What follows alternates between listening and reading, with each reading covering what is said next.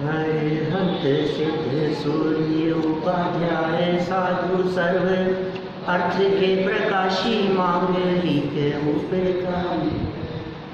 दिन को स्वरूप जान राग ते भई जो भक्ति काय को नमाए स्तुति को उचारी है। धन धन दिन हित काज सब आज भये कर जोड़े बारे बारे वंदना हमारी है। मंगल कल्याण सुख ऐसो हम चाहते हैं। ओ मेरी ऐसी दशा जैसी तुम्हारी है। ओ मेरी ऐसी दशा जैसी तुम्हारी है। ओ मेरी ऐसी दशा जैसी तुम्हारी। क्षत्र चूड़ामणि नामक यह ग्रंथ, इस ग्रंथ में जीवनधर स्वामी के जन्म के पहले ही कितनी प्रकार से परिस्थितियां बदल रही है उसकी चर्चा की जा रही थी। अंदर के भाव मुखाकृति से स्पष्ट दिखाई देते हैं। ये जो संसार है, यह संसार तो संकटों का साम्राज्य है। संकट के काल में आप कितना भी शोक करो, यह कोई उपाय नहीं है उस संकट से बचने का। और संकट के काल में यदि धर्म की शरण ली जाएगी तो वही एकमात्र शरण होगा। माने हमारा जो सच्चा साथी है वो सच्चा साथी कोई और नहीं है, अपना धर्म ही है। धर्म का कोई फिजिकल अस्तित्व नहीं है ऐसा जिसके पास जाकर शरण मांगी जाए। धर्म माने क्या? जब हमने कहा ना धर्म ही शरण है, तो इसका मतलब क्या है? किसके पास में जाएं? यथार्थ चिंतन। यथार्थ चिंतन माने सही चिंतन, उसी का नाम तो धर्म है। अपने स्वभाव का आश्रय लेकर जो चित्त में विचार उत्पन्न हुए उनका नाम है व्यवहार से धर्म, और स्वरूप के अवलंबन का नाम है निश्चय से धर्म। आपने जगह जगह बैनरों में ये वाक्य तो सबने पढ़ा ही है, वत्सु सहाओ धम्मो। वत्सु सहाओ धम्मो क्यों था? ये वत्सु सहाओ धर्म है। ये क्या चीज है? जो लोग बैनर हाथ में लेकर के चलते हैं ना महावीर जयंती पर, वत्सु सहाओ धम्मो, उनसे पूछो जरा ये आप क्या लेके चल रहे हो? ये जो बैनर आप लेके चल रहे हो वत्सु सहाओ धम्मो, इसका मतलब क्या होता है? ये क्या बात कह रहे हो? ये किस बात का प्रचार करने वाले हो? इसका सीधा सीधा सा सरल अर्थ है, वस्तु के स्वभाव को धर्म कहते हैं। वस्तु माने वस्तु, सहाओ माने स्वभाव, धर्म है। वस्तु सहाओ धर्म, वस्तु का स्वभाव ही धर्म है।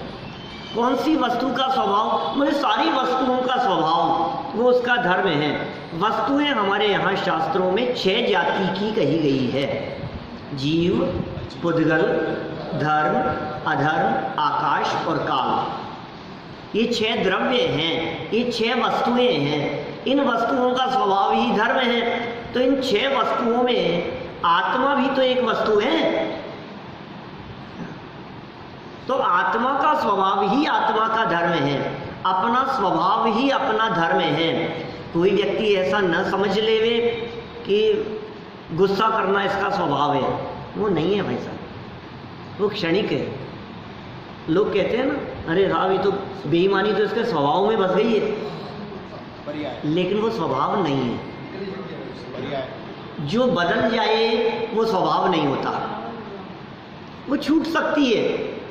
गुस्सा जिसके बारे में आप कह रहे हो, शेर का स्वभाव तो क्रूरता है, नहीं है भाई साहब। यदि शेर का स्वभाव क्रूरता होता तो 2 मुनिराजों के उपदेश देने के पश्चात उस शेर का स्वभाव सरल कैसे दिखाई देने लगा?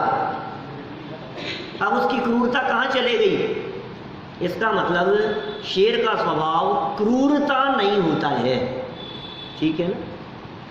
किसका क्या स्वभाव है? जो कभी ना छूटे, अनादि अनंत कभी ना छूटे, उसका नाम स्वभाव है और वो स्वभाव धर्म है।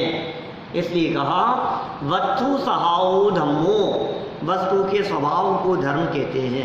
हर वस्तु में अपना अपना स्वभाव है। अब प्रश्न ये होता है कि जब प्रत्येक वस्तु का स्वभाव धर्म है और वस्तु स्वभाव को छोड़ती नहीं है तो फिर सभी धर्मात्मा हो गए कि नहीं? नहीं, ऐसा नहीं है। उस धर्म को पहचाने तो वर्तमान अवस्था में धर्म प्रकट हो,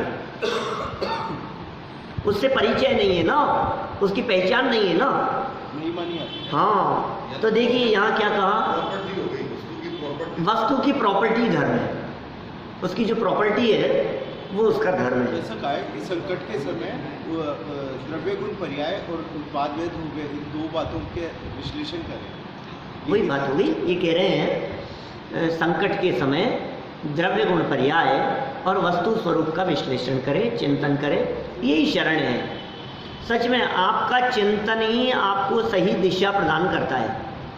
आपका चिंतन ही आपको कौन सी दिशा में जाना है, आपकी मंजिल क्या है, ये निर्धारित करता है। आपका चिंतन किस दिशा में चल रहा है, इससे निर्णय होगा कि आप कहाँ पहुँचने वाले हैं। तो यहाँ धर्म को शरण कह करके पुकारा गया। 3 लाइनें 60 पेज की पढ़ते हुए, पुनः पढ़ते हुए मैं 32 नंबर के श्लोक की तरफ आगे बढ़ूंगा। कोई उदाहरण से बताओ, जैसे जिस मकान में बैठे आग लग गई, अब द्रव्य गुण पर्याय का कैसे चिंतन होता है?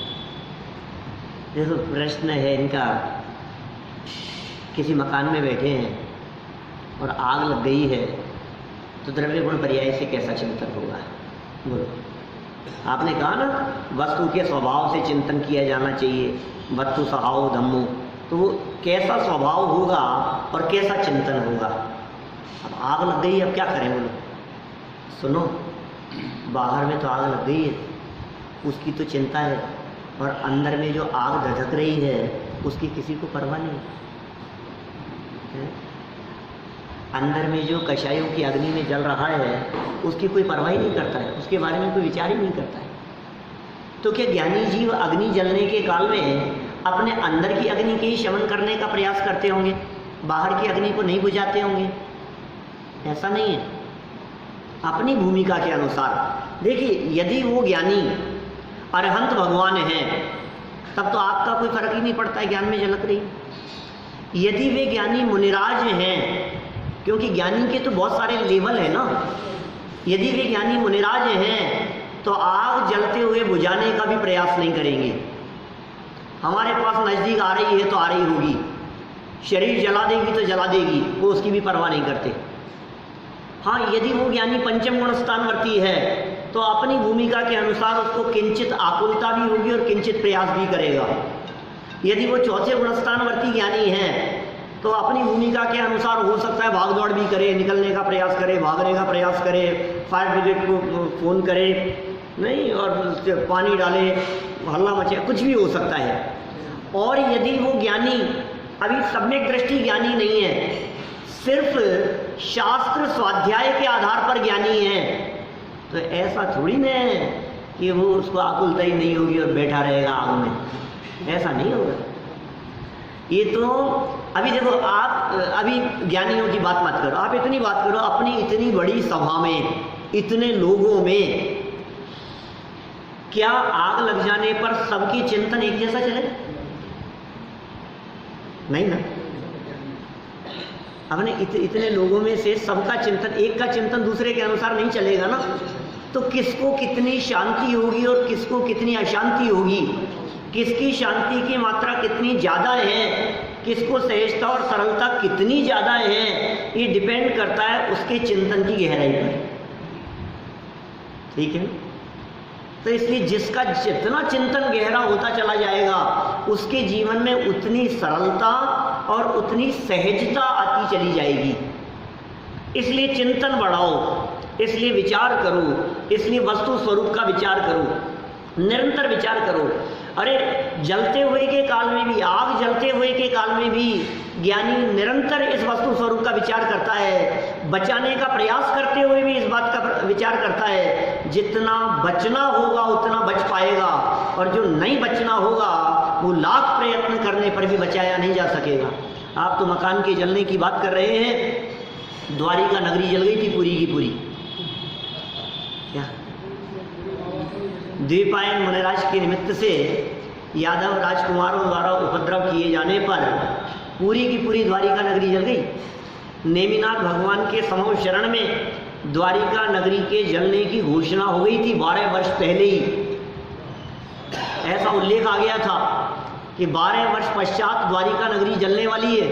समूह शरण लगा हुआ था, नेमिनाथ भगवान की दिव्य ध्वनि गिर रही थी। सैकड़ों हजारों मनुष्य गति के जीव, अनगिनती लाखों मनुष्य गति के जीव, असंख्यात देव और अनगिनती तिर्यंच उनकी वाणी को सुन रहे थे। इतनी बड़ी सभा चल रही है। द्वारिका के पास में वहाँ समूह शरण आया हुआ था। सारे लोग द्वारिका नगरी के और आसपास की नगरियों के वो भगवान की दिव्य ध्वनि सुनने के लिए बैठे हुए थे। आप कल्पना कर सकते हैं क्या स्थिति बनी होगी किसी व्यक्ति ने, क्योंकि द्वारिका नगरी सोने जैसी चमकने वाली इतनी सुंदर द्वारिका नगरी, किसी व्यक्ति के मन में जिज्ञासा हो गई कि इस द्वारिका का क्या होगा, क्या होगा। इतना सा विचार मात्र आ गया और ये तो ऐसे ही रहेगी ना इतनी सुंदर। तो तुरंत जवाब आया 12 वर्ष पश्चात द्वारिका नगरी जल जाएगी।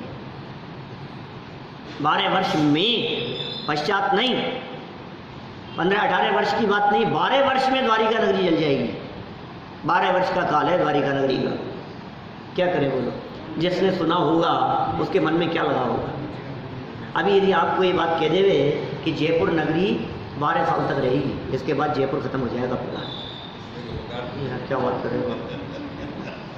या तो ये हो सकता है कि आपको इस बात पे भरोसा नहीं हो, और कहने वाला व्यक्ति यदि भगवान जैसे हैं, तीर्थंकर हैं, तो आपको भरोसा तो होगा ही। तो आप क्या करेंगे, घर बदलेंगे, भागने का प्रयास करेंगे, छोड़ करके जाने का प्रयास करेंगे। 12 साल कैसे जलेगी, क्या जलेगी, वो उनसे पूछा, सारे प्रयास किए गए, फिर क्या हुआ, बचा लिया गया, बच गए होंगे ना। फिर तो नाम भी आ गया, 2 व्यक्ति बचेंगे, श्री कृष्ण और बलदेव। 2 के अलावा तीसरा व्यक्ति नहीं बचेगा इस द्वारिका नगरी से। सबके सब जलकर भस्म हो जाएंगे उस समय, जो भी होंगे सबके सब जलकर पूरी नगरी खत्म हो जाएगी। देखो, जिनकी होनहार भली थी, ये उपदेश सुनते ही अनेक लोगों का गुणस्थान चौथा हो गया। अनेक ने व्रत अंगीकार कर लिए, अनेकों ने दीक्षा ले ली। ऐसा प्रसंग सुना, ऐसा सुनते ही वैराग्य भाव जागृत हो गया। दीक्षा ले ली बहुतों ने, तुरंत वहीं बहुत से लोग छोड़ करके चले गए, और बहुत से लोग जिनको भरोसा था कि नहीं था क्या कहें, उन्होंने बहुत प्रयत्न किए कि वो द्वारिका नगरी नहीं जले। क्या प्रयास किए गए, कैसे जलेगी द्वारिका नगरी। बोले द्वीपायन मुनिराज, ये द्वीपायन भी बैठे थे वहाँ। बोले यार भगवान क्या कह रहे हो, मेरी वजह से द्वारिका जलेगी। भाई साहब, मैं तो एक काम करता हूँ, यहाँ से सैकड़ों किलोमीटर दूर चला जाता हूँ, आऊँगा ही नहीं 12 साल लौट करके, फिर मेरे से कैसे जलेगी। चले द्वीपायन तो चले। और बोले शराब निमित्त बनेगी, तो श्री कृष्ण ने पूरी द्वारिका नगरी में शराब बंदी करा दी, शराब बंद कर दी। वहाँ मदिरापान कोई नहीं करेगा, जितनी शराब थी सब दूर दूर फिकवा दी गई, रहेगी नहीं यहाँ। आज भी गुजरात में शराब बंदी है क्या? फिर क्या हुआ, शराब तो बंद करवा दी, बंद हो गई, जगह जगह फिक गई, जंगलों में फिक गई। आपने सुनी नहीं घटनाएं? बहुत लोग हैं जिन्होंने नहीं सुनी है। फिर क्या हुआ, शराब तो फिकवा दी गई जंगलों में, 12 साल बीत गए, द्वारिका तो जली नहीं। ये क्या हुआ, तो भगवान के द्वारा जो बात कही गई थी वो गलत हो गई क्या? द्वीपायन को निकल पाया, 12 साल पूरे हो गए, द्वारिका जली नहीं। देखो कोई बात नहीं, चलो चल के देखना चाहिए क्या हाल है। वो द्वारिका के नज़दीक आ गए, द्वारिका के पास में आ गए। इधर क्या हुआ, जो 12 वर्ष का कैलकुलेशन करके आए थे, पूरे हो जाने के बाद वो कैलकुलेशन में गड़बड़ हो गई।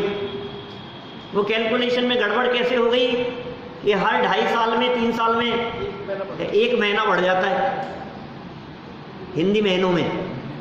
आपको पता है कभी जेठ 2 बार आते हैं तो कभी भादवे 2 बार, तो कभी कभी क्या होता है ये गड़बड़ हो जाती है। अरे तो कैलकुलेशन में गड़बड़ हो गई, उनको पता नहीं था, द्वारिका तक आ गए। यादव राजकुमार जंगलों में घूमने के लिए गए हुए थे, कुछ कहीं पानी नहीं मिला, इधर उधर भटक रहे थे, तो 12 साल पहले की फेंकी हुई शराब जो गड्ढों में फेंकवा दी गई थी, बरसात आती रही, बार बार में पानी और सड़ता रहा, वो शराब जो थी वो और ज़्यादा मादक हो गई 12 साल में, सड़ करके। शराब तो सड़ी हुई होती है और क्या है, अब वो भले ही बदबू नहीं आए सेवन करने वाले लोगों को, लेकिन वो सड़ा गला करके ही बनाई जाती है, तभी उसमें मादकता आती है। तो पानी कहीं नहीं मिला तो गड्ढों में जो उन्हें दिखा वो उन्होंने पी लिया, मुंह से पिया, पेट में गई और दिमाग में चढ़ी शराब, नशा चढ़ गया। और जब लौट के आ रहे थे वहां से, नशे में थे, और दीपायन महाराज को बैठे हुए देखा। जब बैठे हुए देखा तो उल्टी सीधी बातें कहने लग गए, उनको नशे में पत्थर मारने लग गए, कुछ उल्टा सीधा बोलने लग गए। क्या करें, अब ये इनको दीपायन को क्रोध आया, और क्रोध के कारण इनका वो पुतला निकला रिद्धि के प्रभाव से, वो पूरे उनको भी भस्म किया क्रोध से, और पूरी द्वारिका नगरी को भी भस्म किया, और अंत में आकर के खुद को भी इन्होंने भस्म कर दिया। तो ऐसी परिस्थिति पूरी द्वारिका नगरी के जलने की बन गई। कौन बचा? द्वारिका नगरी जल रही है, आग लगी है चारों तरफ। श्री कृष्ण और बलदेव ने सबको बचाने का प्रयास किया, माता पिता भी थे, माता पिता को भी बचाने का प्रयास किया, इनको तो हम बचा लेंगे। हाथी लगा दिए, रथ में बिठा दिया, खींच करके ले जाने लगे, हाथी रथ टूटने लग गए, खुद जुट गए उसमें हाथियों के स्थान पर। सैकड़ों हजारों हाथियों का बल होता है कृष्ण नारायण और बलदेव में, खुद लग गए हाथियों की जगह पर रथ को खींचने में। माता पिता को तो बचा लेंगे, लेकिन अंत में रथ इतना टूट गया और पूरा का पूरा उसके ऊपर आग का वो गिरा और माता पिता भी मर गए, बचाने में समर्थ नहीं हो सके। 2 ही बचे, 2 के अलावा तीसरा व्यक्ति नहीं बचा। बोलो किनको कैसा परिणाम आएगा? मेरे को तो ये कहना था कि जब वो पूरी द्वारिका नगरी जलने की घटना मात्र सुनी तो ज्ञानियों को विरक्ति हो गई, जिनको वैराग्य भाव आया वे छोड़ करके चले गए। आप मकान जलने के प्रसंग की बात कर रहे थे, मकान जलने में बुझाने का परिणाम भी आएगा ज्ञानी को, बचाने का परिणाम भी आएगा, और क्या बचा है और क्या जल गया है अब उसके बारे में ज़्यादा आकुलता नहीं करता है। जो बच गया ठीक, जो जल गया सो ठीक है, जितना जलना था उतना जल गया, जितना बचना था उतना बच गया। ये है वस्तु स्वरूप का विचार। अब ये नहीं सोचता है ये क्यों जल गया। आप समझ में आ रही है बात? वस्तु स्वरूप के विचार संबंधी एक महत्वपूर्ण बिंदु अपने दिमाग में रखिए। जो हो गया है उसके बारे में विचार तो कर सकता है, वो क्या विचार करेगा? जो होना था सब हो गया, ये पर्याय का विचार है, परिणाम स्वरूप का विचार है। द्रव्य अपने अस्तित्व को कभी छोड़ता नहीं है, ये द्रव्य का विचार है। लेकिन एक विचार ज्ञानी कभी नहीं करता। क्या विचार? ये क्यों हो गया, ऐसा नहीं होना चाहिए था। आप समझ रहे हैं? ऐसा नहीं होना चाहिए था। बोले ये वस्तु स्वरूप की विपरीत बात है, नहीं होना चाहिए था। तेरी इच्छा थोड़ी ना चलती है इसमें। जो हुआ है उसे स्वीकार करो, जो होता है सो होने दो, होनी को स्वीकार करो। कर्तापन का भाव न लाओ, निज हित का पुरुषार्थ करो। कर्तापन का भाव मत लाओ, अपने हित का पुरुषार्थ करो। तो ये धर्म जो है, माने ये दृष्टिकोण है, यही सच्चा उपाय है। देखिए आप इन 3 पंक्तियों को पढ़ते हुए ही बात को आगे बढ़ाएंगे। पेज नंबर 60 पर ऊपर 3 पंक्तियां दी है। अनिष्ट प्रतिभासित होने वाली अवस्था को इष्ट रूप में परिवर्तित करने का विचार आपत्ति का सही प्रतिकार नहीं है। अनिष्ट परिस्थिति को इष्ट में बदल दूं, ये विचार सही नहीं है। अपितु अपना दृष्टिकोण बदलना ही सच्चा उपाय है। इसका मतलब हर परिस्थिति में, परिस्थिति नहीं बदल सकते दीपेश जी, मनस्थिति बदल सकते हो आप। परिस्थिति आपके कंट्रोल में नहीं है, मन स्थिति आपके कंट्रोल में है, तो उसको मत बदलो, इसको बदलो। वहां परिवर्तन मत करो, यहां परिवर्तन करो। जहां परिवर्तन हो सकता है वहां तो परिवर्तन करता नहीं है, और उधर परिवर्तन करने का प्रयास करता है। वो नौकर्म है और ये भाव कर्म है। नौकर्मों में परिवर्तन नहीं होता, भाव बदलो अपने। क्या काम होना है यहां, करना चाहता है वहां, क्या होगा? अनर्थ हो रहा है। चलिए कोई बात नहीं। धर्म का अर्थ तो वीतरागता है, शुद्धि है, रत्नत्रय है धर्म। समता भाव का नाम धर्म है। बोलो कौन कितना धर्मात्मा है? जिसके अंदर में जितना समता भाव है वो उतना धर्मात्मा है। वो नहीं है कौन व्यक्ति हीरा है और कौन कांच का टुकड़ा है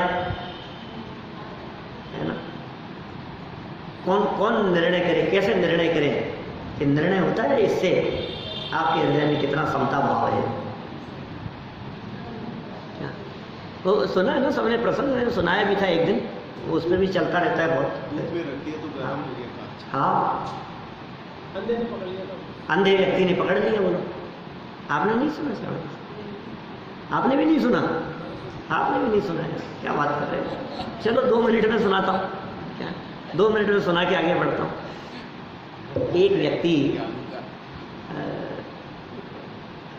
राज दरबार लगा हुआ था राजा का, और सर्दियों का समय था, तो राज दरबार बाहर लगा रखा था। महल में नहीं था, दरबार में नहीं था। दरबार महल के बाहर बैठे हुए थे सब लोग, प्रजा बैठी हुई थी, लोग बैठे हुए थे।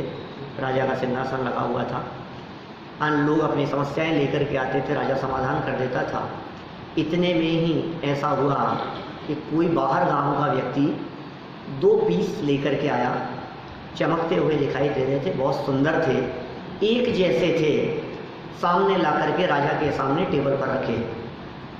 महाराज ये जो 2 पीस हैं, ये दोनों जो एक जैसे दिख रहे हैं, इनमें एक कांच है और दूसरा डायमंड है।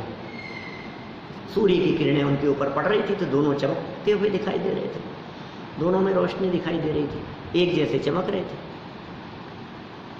तो बोले क्या करें? बोले महाराज बहुत गाँवों में घूमता हुआ आ रहा हूँ, और बड़े बड़े लोगों को मैंने चैलेंज किया है, यदि ये बतला पाए कि कौन सा कांच है और कौन सा डायमंड है, तो यदि आपने बतला दिया या आपके दरबार में किसी ने बतला दिया तो ये आपका हो जाएगा, और यदि नहीं बतला पाए तो इतना पुरस्कार, इतना इनाम मुझे चाहिए। राजा को कोई व्यक्ति चैलेंज करे, अकेले राजा की बात नहीं है, राजा, मंत्री, प्रजा, अच्छे अच्छे पार के लोग बैठे हुए हैं। बोले क्या बात करते हो? यदि एक कांच का टुकड़ा और एक डायमंड है तो क्यों नहीं पहचाना जाएगा? लोग पहचानने लगे, कोशिश करने लगे धीरे धीरे। राजा तो फेल हो ही गया, क्योंकि किसी प्रकार का कोई अंतर नहीं दिखाई दे रहा था। सभा में बैठे हुए लोग भी फेल हो गए, लेकिन जो डायमंड के पार की लोग थे सबने देखने का प्रयास किया, रत्नों के पार की लोग भी नहीं पकड़ पाए। ये क्या चक्कर है? नहीं पकड़ पा रहे, नहीं पकड़ पा रहे, नहीं पकड़ पा रहे। सभा समाप्ति का समय आया। महाराज क्या बात है, आपके राज्य में भी कोई नहीं है ऐसा? महाराज ने फिर घोषणा की। इतने में बीच सभा में से आवाज आई, महाराज मैं कोशिश करूं। एक अंधा व्यक्ति हाथ खड़ा करके कहता है। सब लोग देखने लग गए, ये अंधा व्यक्ति, आंख वाले तो देख नहीं पाए, ये अंधा व्यक्ति देखेगा, ये तो क्या बात है। लेकिन कोई बात नहीं, करो, कोई बात नहीं, कोशिश करो। क्या बताओ? हाथ में लिया उसने और बता दिया, ये डायमंड है और ये कांच है। जो लेकर के आया था उसने कहा ऐसा कहने से काम नहीं चलेगा। ऐसा कहने से थोड़ी ना काम चलेगा। 50% चांस तो है ही, कोई इस पे हाथ रख देगा, कोई इस पे हाथ रख देगा। आपको ये तर्क सहित बतलाना पड़ेगा कि आखिर ये डायमंड क्यों है और ये कांच का टुकड़ा क्यों है। तो उस अंधे व्यक्ति ने जवाब दिया, हम इतनी देर से धूप में बैठे हैं, इस धूप में जो गर्म हो गया वो कांच, और जो गर्म नहीं हुआ वो डायमंड है। क्या समझ में आई बात आपके? आप कांच हैं कि आप डायमंड हैं? कि प्रतिकूल परिस्थितियों की धूप आने पर आप कितना जल्दी गर्म हो जाते हैं, उतने हल्के लेवल के कांच के टुकड़े हैं। और यदि उन प्रतिकूल परिस्थितियों में भी समता भाव आपके हृदय में दिखाई देता है तो आप सच में, दुनिया कुछ भी कहे, लेकिन आप डायमंड जैसे हैं। सोना कीचड़ में जंग नहीं खाता, सोना कीचड़ में जंग नहीं खाता है, डायमंड कभी गर्म नहीं होता है। तो वज्र की जैसा है, आप निर्णय करें अपने आप के बारे में। ये कह रहे हैं प्रतिकूल परिस्थितियों में धर्म, ये समता भाव का नाम धर्म है, सहजता और सरलता का नाम धर्म है। प्रशस्त राग भाव भी धर्म नहीं है, बंध का ही कारण है। ये सब चर्चाएं कल तक हम यहाँ कर चुके थे, थोड़ा तो आगे बढ़े। अज्ञानी की दुख संबंधी मान्यता। अज्ञानी क्या कहता है, कैसी मान्यता है अज्ञानी की? अब देखो, अज्ञानी की मान्यता बता रहे, अपने अपने दिल में झांक के देखना, मैं कितना ज्ञानी हूँ। कहीं ऐसी मान्यता मेरी तो नहीं है? इत्यादि स्वामी वाक्येन लब्धाश्वासा यथा पुरम पत्या साकम सौरे में दुख चिंता ही तत्क्षणे। क्या कह रहे हैं? इत्यादि स्वामी वाक्येन, इस प्रकार स्वामी के वचनों से लब्धा श्वासा, प्राप्त हुआ है विश्वास जिसको, ऐसी असौ ये रानी पत्या साकम, पति के साथ यथापुरम, पहले की तरह रे में भ्रमण करने लगी। जब इतना विश्वास पति के वचनों से सुना, धैर्य की बात कही, पुरुषार्थ की बात कही, विपत्ति के काल में धर्म ही शरण है और मरने के विचार मात्र से तुम मूर्छित हो रही हो। अरे जितने समय जिंदा हूँ उतने समय तो शांति से रहो, अभी थोड़ी ना मर गया हूँ। तो जब पति के माध्यम से, राजा सत्येंद्र के माध्यम से विजया रानी ने इस प्रकार के विचार सुने तो वो क्या हुआ? सहज हो गई। देखिए, अत्र है नीति, निश्चय से तत्क्षणे, दुख के समय ही दुख की चिंता बहुत ही होती है। दुख के समय ही दुख की चिंता होती है। राजा सत्येंद्र का उपयुक्त प्रकार से उपदेश सुनकर रानी विजया संतोष को प्राप्त हुई तथा पूर्ववत अपने पति के साथ आनंद से जीवन बिताने लगी, क्योंकि अज्ञानियों को दुख की चिंता दुख के समय ही होती है। पहले लिखा है कि आग लगने पर अग्नि में कूदता है। हाँ, देखो क्या कह रहे हैं विशेषार्थ।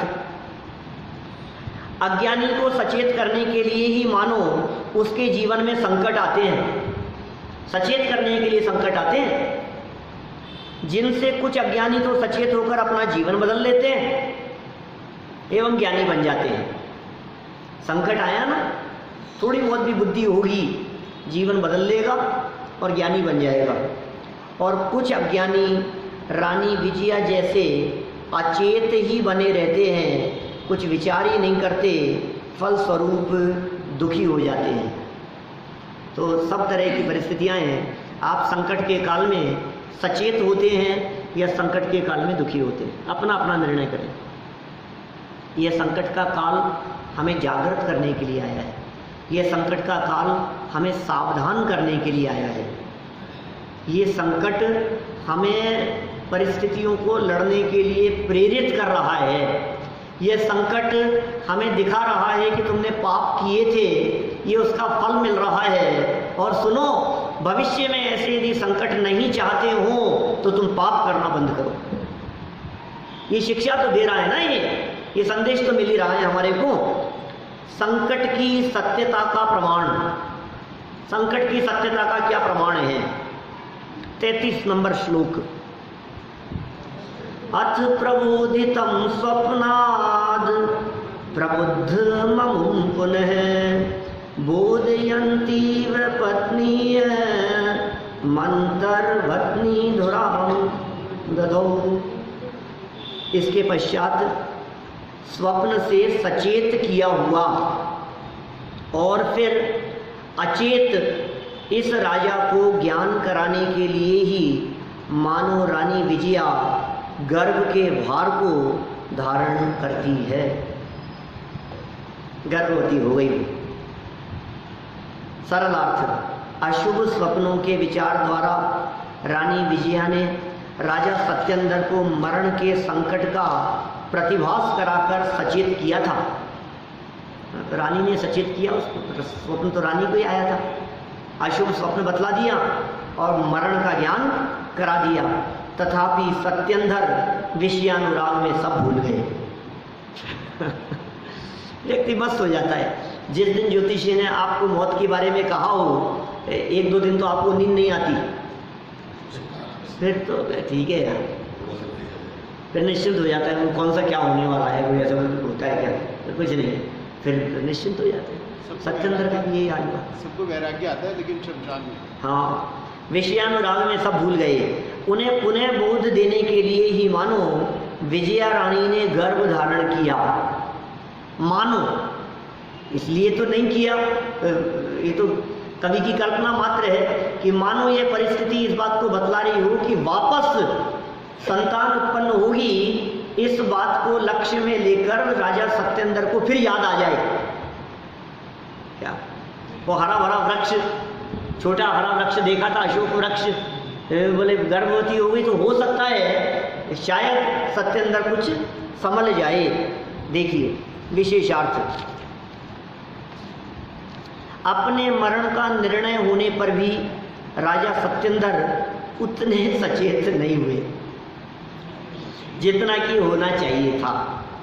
इसीलिए कि मानो रानी के गर्भ ने मौत के नगाड़े बजाकर पुनः सचेत किया कि हे राजन, चेत जाओ, सावधान हो जाओ, मृत्यु का समय अत्यंत निकट आ गया है। आप होते हैं सचेत, सावधान। यहाँ कोई है जिनके हार्ट की प्रॉब्लम हुई है? कोई नहीं है। पुण्यशाली सब जीवों को मृत्यु का आभास पहले हो जाता है। सर में बाल सफेद, क्या क्या ये मृत्यु के लक्षण नहीं? मृत्यु निकट आ रही है। चेहरे पर झुर्रियाँ पड़ने लगना, शरीर शिथिल होने लगना, बुढ़ापे का लक्षण है ना, मृत्यु का लक्षण नहीं। मतलब मृत्यु नजदीक है, इस बात का लक्षण है, इस बात का संकेत है। लेकिन मृत्यु नजदीक है।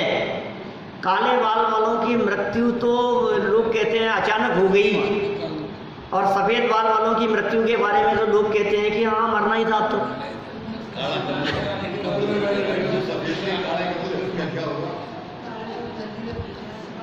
एक सज्जन मिले, बोले पिताजी का स्वर्गवास हो गया। हमने कहा क्या हो गया था? बोले हुआ तो कुछ नहीं था। बोले कितनी उम्र थी? बोले 90 के आसपास हो गए। ठीक है, फिर तो काली आ गया।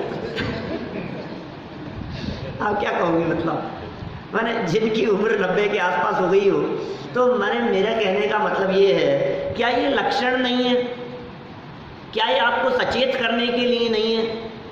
क्या देवगति के जीवों के नेत्रों की ज्योति मंद पड़ जाती है तो वे 6 महीने पहले सावधान नहीं होते हैं? और तुम्हारी आंखों पे चश्मा चढ़ गया, तुम्हारी आंखें कमजोर होती चली जा रही है, तो तुम सचेत सावधान क्यों नहीं हो रहे हो?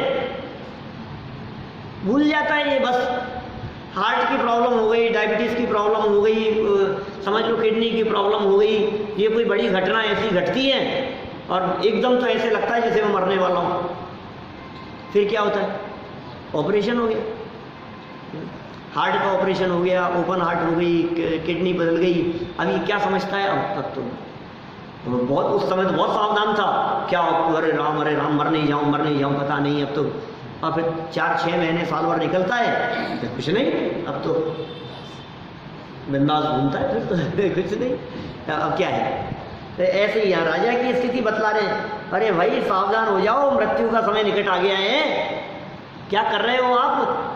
ये सारी परिस्थितियाँ देख करके भी आपका उपयोग सही दिशा में, सही जगह पर नहीं लगता है।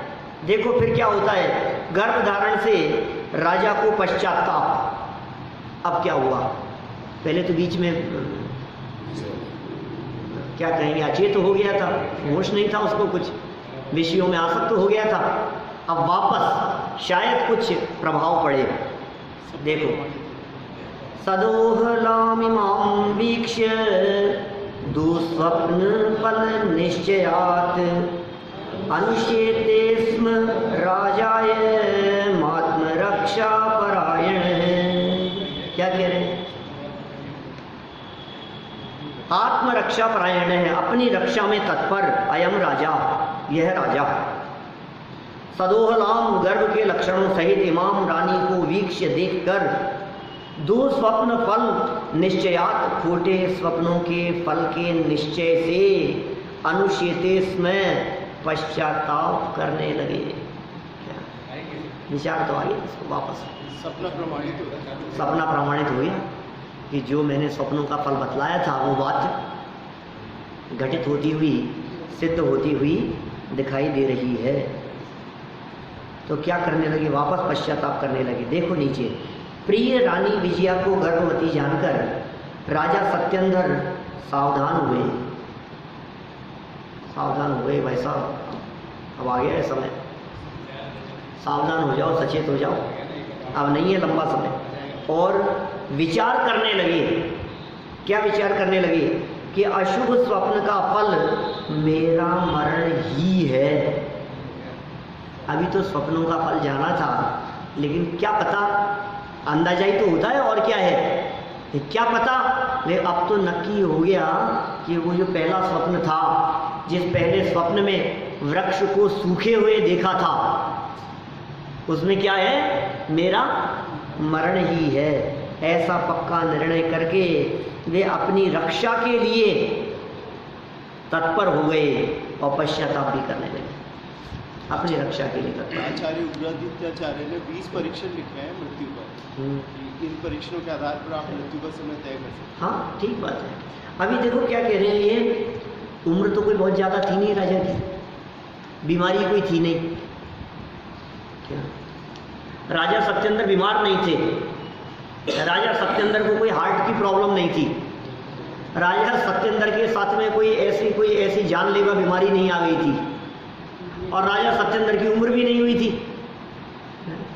और राजा सत्येंद्र के ज़माने में ऐसी कोई दुर्घटनाएं भी नहीं होती थी कि कार एक्सीडेंट में मारे जाएंगे, कि रोड एक्सीडेंट में मर जाएंगे, ऐसा भी कुछ नहीं होता था। तो राजा सत्येंद्र ने जब अपनी मौत के बारे में विचार किया तो क्या सोचा होगा? बोलो, कि मौत तो है और नज़दीक है, और बुढ़ापा नहीं है और बीमारी नहीं है, तो लगता है कोई ना कोई मारेगा ही, यही होगा। दुर्घटनाएं होती नहीं है, एक्सीडेंट में मरूंगा नहीं, इसका मतलब कोई ना कोई ऐसा काम होने वाला है जिससे कुछ जानलेवा हमला हो जाए। इसलिए ऐसा जानकर, अपने मृत्यु का विचार जानकर राजा सत्येंद्र सावधान हो गए, सचेत हो गए, जागृत हो गए, विचार चिंतन करने लगे, कुछ योजनाएं दिमाग में चलने लगी, क्या होने वाला है, कुछ विचार गहराई से किया जाना चाहिए। देखो, विशेषार्थ, भविष्य में घटने वाली दुखद घटना का मानो रानी के गर्भ ने वर्तमान में ही प्रतिभास करा दिया हो। वर्तमान में ही इस बात का प्रतिभास करा दिया गया गर्भ धारण होते ही। अतः राजा सत्येंद्र अपना मरण निकट जानकर पश्चाताप के सागर में डूब गए। ओ, मानो पश्चाताप दिलो दिमाग में घूमने लगा हो, वे डूब गए उस पश्चाताप के सागर में। फिर क्या हुआ? राजा का पश्चाताप। देखो, एक श्लोक और देख लेते हैं अपन। मंत्रिणां लंघिगतं वाक्यम् अभाग्येन मया मुधा विपाके हि सतां वाक्यं विश्वसन्त्य विवेकिनः। क्या कह रहे हैं? अभाग्य से मैंने मंत्रियों के वचनों का वृथा उल्लंघन किया। मंत्रियों ने सलाह दी थी ना उसको, काष्टांगार के हाथ में मत सौंपो, सब कुछ उसको मत दो, ये राजा को ठीक नहीं है, मुखिया को इस प्रकार का विचार करना चाहिए, ज़्यादा विश्वास नहीं करना चाहिए सबके ऊपर। बहुत सुंदर वाक्य आए थे, नीतिकारों की नीति बतलाई थी, सबके ऊपर, किसी के ऊपर विश्वास नहीं करना चाहिए, और लगे दुनिया को ऐसा कि सबके ऊपर विश्वास करते हैं। ये मुखिया का काम बतलाया था, क्योंकि किसी पर विश्वास नहीं करोगे तो सब तुमसे बगावत करने लगेंगे। तो लगे सबको विश्वास कर रहे हैं, लेकिन विश्वास अपने सगे पिता का भी नहीं, भरोसा नहीं। देखो क्या कह रहे हैं, अत्र नीति निश्चय से विवेक रहित पुरुष अंत समय में अर्थात दुख मिलने पर सज्जनों के वाक्यों का विश्वास करते हैं। ये कितनी सुंदर नीति कही है। देखो, यदि आपको कोई बड़ा संकट आ जाए, आपको जिनके बारे में ये लगता है कि ये मुझे सही सलाह देंगे, ये सज्जन व्यक्ति हैं, इनका जीवन आचरण उचित है, तो उनके द्वारा कहे गए वचनों पर उनको नज़रअंदाज नहीं करना चाहिए, उनके द्वारा कहे गए वचनों पर विश्वास करना चाहिए। क्योंकि कोई भी सज्जन व्यक्ति आपको गलत सलाह नहीं देगा, आपको गलत मार्ग पर चलने की बात नहीं कहेगा। हो सकता है आपको तत्काल ये लगे, ये क्या कह रहे हैं यार, ऐसा भी कोई होता है क्या, मैं तो नहीं मानने वाला। भाई बात तो वो कह रहे हैं। अब राजा को ये बात अब याद आ रही है, मंत्रियों की बात, काश मैंने उनकी सलाह मान ली होती। अरे मुझ भाग्यहीन ने मेरे शुभ चिंतक मंत्रियों के सर्वोत्तम शुभ विचारों का बिना कारण व्यर्थ ही उल्लंघन किया। यह सच है कि संकट सामने आने पर विवेक शून्य व्यक्ति भी सज्जनों के विचारों का विश्वास करने लगते हैं। क्या संकट सामने आने पर विवेक शून्य भी करने लगते हैं? तो मैं कितना विवेक शून्य हो गया जो मैंने विचार ही नहीं किया। साधारण व्यक्ति भी ज्ञानियों की सलाह लेते हैं, उनसे विचार करते हैं। आप क्या करते हैं? अच्छे डॉक्टर की सलाह देते हैं, अच्छे वकील की सलाह लेते हैं, अच्छे ज्ञानियों की सलाह लेते हैं। संकट काल आने पर यही करते हैं। विशेषार्थ देखो, सज्जनों की अत्यंत हितकारी मंत्रणा को समय पर सहर्ष स्वीकार नहीं करना ही विवेकहीन मनुष्यों का लक्षण है। कैसे कैसे लक्षण बतलाते हैं। अभी पहले ज्ञानियों का लक्षण बतलाया था, और किन किन के कैसे कैसे लक्षण बतलाते हैं यहाँ। विवेकहीन कौन व्यक्ति है? सज्जनों की बात ना सुने, सहर्ष स्वीकार न करे, ये विवेकहीन व्यक्ति है। इसका साक्षात उदाहरण राजा सत्येंद्र है। मित्रों की मंत्रणा को समय पर न मानना। मित्रों की मंत्रणा, अब देखो, मंत्रियों की मंत्रणा नहीं, मित्रों की मंत्रणा कह रहे हैं। बात तो राजा सत्येंद्र की कर रहे थे, लेकिन आ गए अपने ऊपर। ये आपके जो शुभ चिंतक हैं, उनकी सलाह को मानना। जिनके बारे में आपने अपने जीवन के 50 सालों में अनुभव किया है कि ये हमारे शुभ चिंतक हैं, आज संकट के काल में जब वो कोई बात कह रहे हैं तो उनकी बात को नज़रअंदाज मत करना। वे आपके शुभ चिंतक हैं। आपके माता पिता आपके शुभ चिंतक हैं, आपकी पत्नी आपके शुभ चिंतक है, आपके बच्चे भी आपके दुश्मन नहीं हैं, आपके सच्चे मित्र वो आपके शुभ चिंतक हैं। ये क्या कह रहे हैं? मित्रों की मंत्रणा को समय पर न मानना और सुअवसर को खो देना, ये पश्चाताप के कारण बनते। फिर बाद में पछताना पड़ेगा। फिर आप कहेंगे अब पछताए क्या होत जब चिड़िया चुग गई। अब पछताए होत क्या जब चिड़िया चुग गई, खेती नीचे लिखा था। समय चूकने पर किया गया पश्चाताप समस्या का समाधान नहीं है। अब पश्चाताप से भी समस्या का समाधान नहीं होगा। वास्तव में देखा जाए तो कार्य बिगड़ जाने के बाद पश्चाताप करने के बदले पूर्व में ही, माने बिगड़ जाने के पहले ही, बिगड़ जाने के बाद पश्चाताप कर रहा है, आप तो रो रहा है, बिगड़ जाने के पहले विचार करता ना क्या किया जाना चाहिए, गलत काम करने के पहले सोचना चाहिए था ना। अब सजा हो रही है तो तू रोता है, लेकिन पहले विचार करना चाहिए था। इसलिए समय रहते सावधान हो जाना ही श्रेयस्कर है। अब ये इतना सुंदर वाक्य है, समय रहते सावधान हो जाना ही श्रेयस्कर है। इस वाक्य के तो जितने अर्थ लगाओ उतने लगा सकते हो, जहाँ जहाँ लगाना हो सब जगह लगा सकते हो। लेकिन इसका खंडन क्या है ना, बुद्धि कर्मानुसार ही। लेकिन समय रहते सावधान हो गया ना, और सावधान नहीं हो पाया तो फिर बुद्धि कर्मानुसारिणी। अब क्या करोगे बताओ? समय रहते सावधान हो जाओ। समझ लो आप कहीं आपने इन्वेस्ट किया हुआ है, कहीं किसी जगह पर लगा रहे हो, कहीं धोखा मिलने की संभावना दिख रही है, 2-3 लोगों ने सावधान भी कर दिया है, फिर भी सचेत नहीं हो रहे हो। समय रहते सावधान हो जाओ। धन के बारे में, संपत्ति के बारे में, रोग और बीमारियों के बारे में समय रहते सावधान हो जाओ, और मौत के बारे में समय रहते सावधान हो जाओ, मौत आने के पहले पहले। फिर जब आंखें बंद ही होने लगेंगी फिर क्या कर लेगा? फिर जब कान काम ही नहीं करेंगे फिर क्या कर लेगा? फिर परिस्थितियां अत्यंत प्रतिकूल हो जाएंगी फिर क्या कर लेगा? अभी समय है। इसलिए कहते हैं दौलत राम जी की लाइनें, बस को सुना करके बात को विराम देता हूं। जब लो न रोग जरा गहे तब लो झटिति निज हित करो, छेड़ाला की लाइनें हैं दौलत राम जी की।